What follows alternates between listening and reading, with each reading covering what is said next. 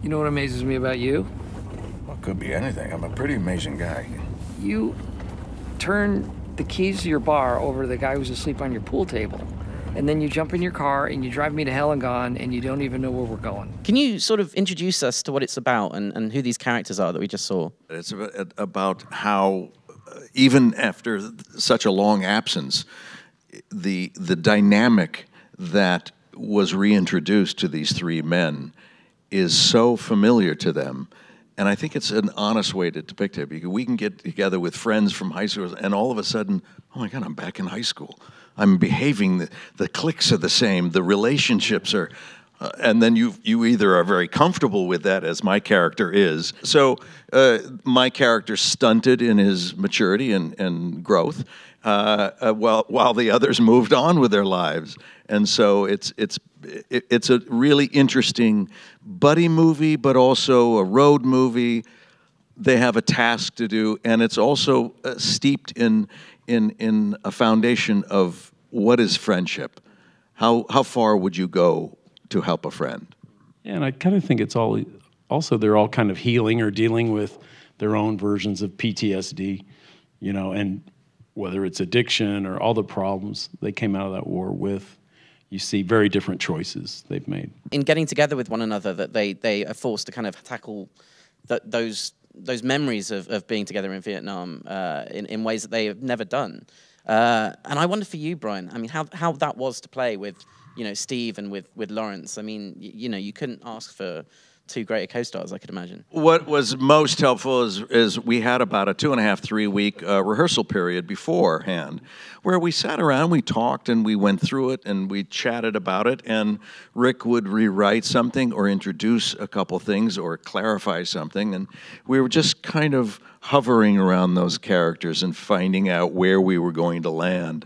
And so each one of us brought in a particular point of view, an energy, that is you know, I guess vacant or empty in the other characters.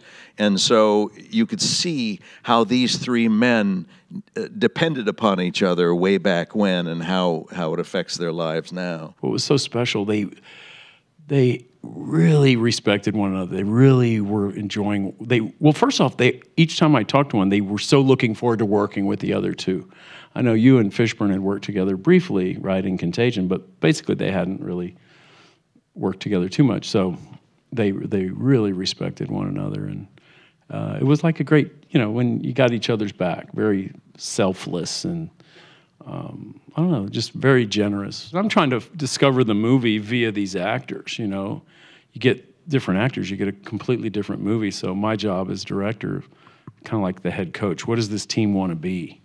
You know, and so kind of mix their personalities with these words on a page. It becomes something really special. So, you know, it's just, they worked very hard and took it to just a wonderful place, I think. What is it for you about that kind of process of exploration? Why is it so important for you, you know, that you're not repeating yourself, that you're kind of... Yeah, it's just kind of story by story. I think it comes down to that. What story do you want to tell? I don't think in terms of what I have or haven't done. It's just, you get obsessed with characters or a story, or why are you moved by something? What makes you want to take on that year of effort or whatever it takes to make in this case, 10 years from script to actually making the film. Why did I want to? I don't know. It's a mystery, but it's a good litmus test, you know, something you better be obsessed with it. You better love your characters. It's about the story, what compels you, what moves you. It's no different than reading a good novel. And you start to create your own art direction in your mind, and you see the costumes, and you see the place, and the cobblestone streets, or whatever the case may be.